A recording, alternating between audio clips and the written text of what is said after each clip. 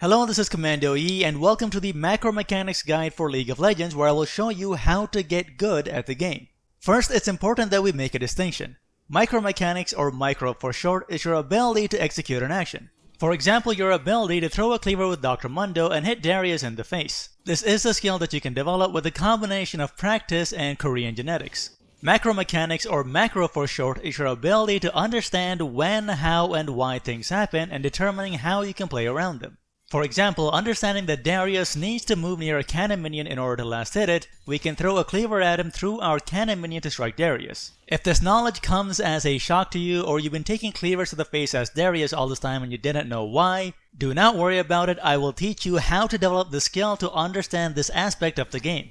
In order to develop your understanding of the game, the first thing you need to think about is motivation. That is, why do you do anything at all in League? What goes through your mind when you click the left or right mouse button or press keys on the keyboard? The motivations for your actions can be narrowed down to 5 categories: attacking opponents, helping allies, clearing minions or monsters for gold, experience, and buffs, destroying buildings, and defending buildings. There is a 6th category when you get extremely tilted, but we will not be getting into that. Now, you can't simply run at every player, minion, monster, and building on the enemy team. There are 3 essential factors that you need to consider before you take any action. These are power, which is how powerful you are in relation to opponents, position, which is where you are in relation to other units on the map, and vision, which is what you see, and more importantly, what you don't see. Let's take a look at each of these one by one. First, all the things you can consider under the power category. Your passive can make you powerful. If I'm playing Tryndamere and my Fairy Bar is at 0, I'm not going to spin up my target and start fighting them, as I might die. However, if my Fairy Bar is full as Tryndamere, I know that I'm incredibly strong, so I will spin on my target and fight them, as I know that I can kill them. There's also the level-based power spikes. At level 2, you may become very strong against opponents. Suppose I'm in the bottom lane as support Leona. I know that I have great kill potential at level 2. So if I reach level 2 before or at the same time as the enemy bottom lane, I will go all in with Zenith Blade into Shield Bash on the enemy AD carry, because I know there is a very high probability that I can turn this into a kill with the help of my AD carry. Many champions spike in power at level 3. For example, if I'm playing Renekton, as soon as I hit level 3, I've unlocked my standard Renekton harass pattern, the simplest variation of which is to dash through your minions, stun the enemy target and attack them, then dash back out, minimizing the amount of damage that you take. I can use this pattern to start bullying my opponent at level 3. Almost all champions spike in power at level 6, some more so than others. As an example, once Kassadin reaches level 6, he unlocks massive mobility and can start harassing his opponents very easily. You also need to consider your damage output and survivability. This is simply a measure of how much damage you can put out and how well you can survive. This is largely a function of your itemization.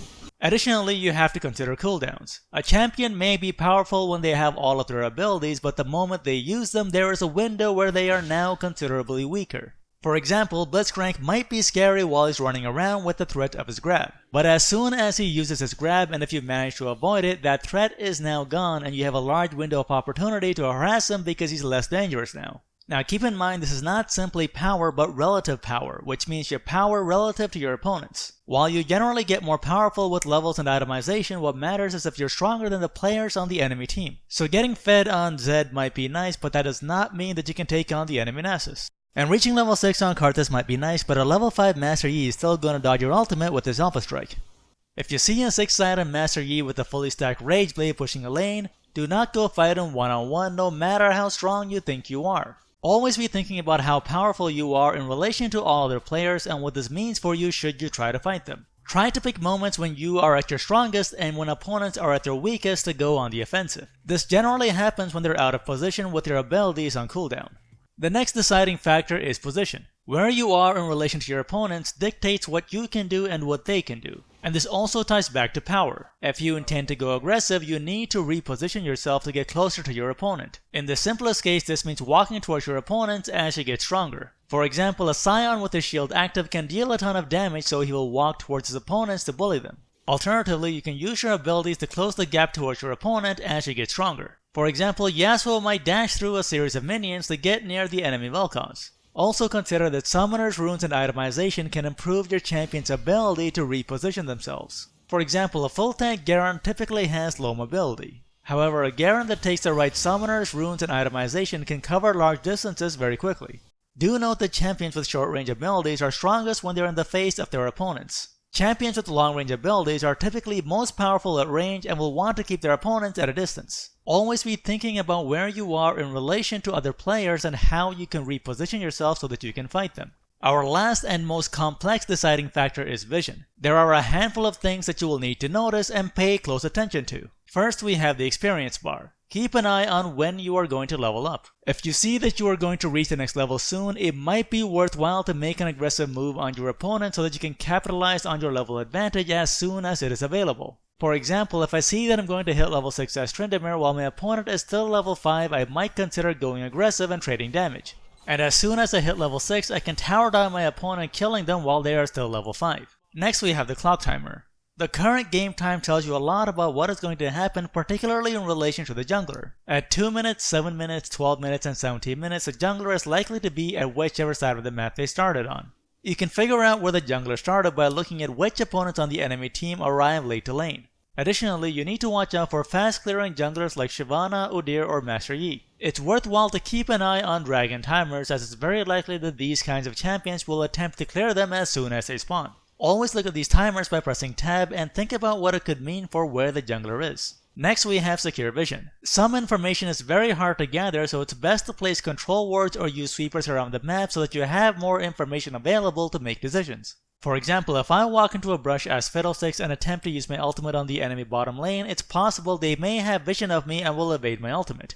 However, if I activate a sweeper as I go in, then I will know whether or not they know that I'm in the area, and I will have the element of surprise on my side. Consider using sweepers and control wards to confirm what the enemy knows about you as you make your move. Next, we have cannon minions. Laners love cannon minions because they provide a lot of golden experience. If you see a cannon minion in lane, you can be assured that the opponent wants it, and if you stay in the area, you can make a play around the fact that they will try to last hit it. So for example, if I'm laning against the Yasuo as Annie, I can activate and hold onto my passive, and when Yasuo goes near the cannon minion, I can freely hit him with my abilities, taking advantage of my range. Notice that this also goes back to our very first example of hitting Darius with cleavers when he goes for a cannon minion.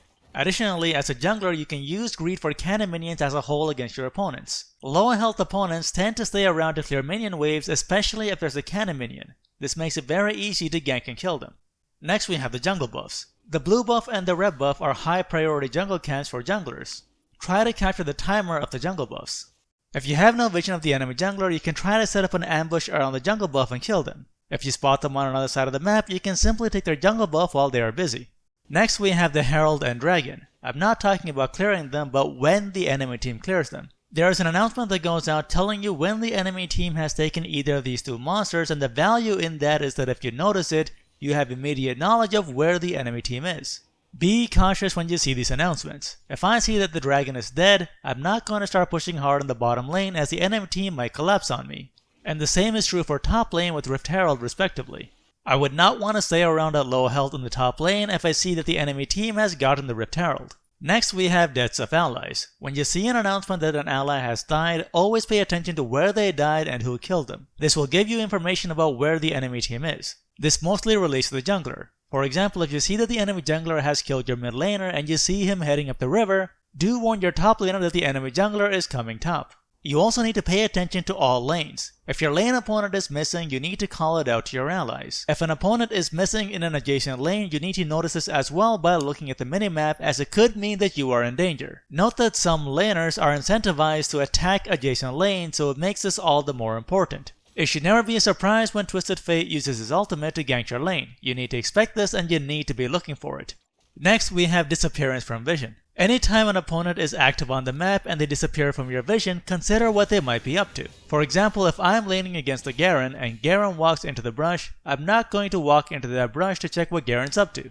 Odds are Garen will try to kill me. Similarly, if I see Garen head down the river instead, he's probably going to do the Rift Herald with the help of his jungler. And if I see the LeBlanc that I'm laning against disappear into the bottom side river, she's probably going for a 4-man dive on the bottom lane with the help of her jungler. In these last two cases, I should always notify my teammates and try to play around it. Next, we have your immediate surroundings. Always consider what is around you and how you can use it at any given time. What are your options for entering and exiting combat? For example, if I want to surprise members of the enemy team as they're pushing the mid lane, I can ult over the wall at Raptors as Fiddlesticks. And this is not just for going aggressive. When you're in trouble, look for opportunities to escape danger. For example, if I'm being attacked in my jungle as a Mumu, I can bandage toss the Krugs to escape the enemy team. Taking into account your power, position, and vision, you want to play to your strengths and determine what to do next in terms of attacking opponents, helping allies, farming minions and monsters, and destroying and defending buildings. So for example, if I'm playing Shen and I just hit level 6, I know that my ultimate is great for helping my allies, so I will keep an eye on the map looking for allies that need help and ult in to turn things around. Now what you need to realize is that your opponent is a human as well, and they will determine what they should be doing next based off their own evaluation of their power, position, and vision. What this means is that using your vision skills, you should determine what your opponents are going to do next based off their own power, vision, and position, and you should determine how to play around that using your own power, position, and vision.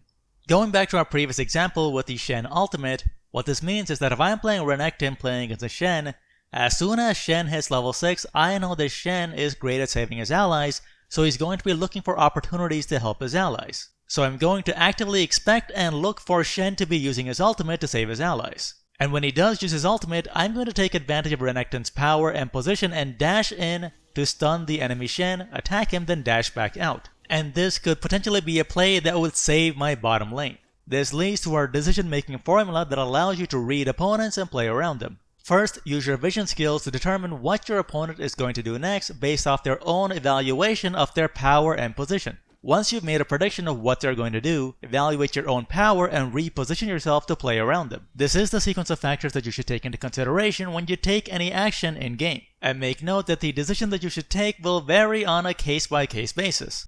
As an example, if Shen is going to ult his allies, as a Renekton, I will dash in and stun Shen to prevent him from helping his allies.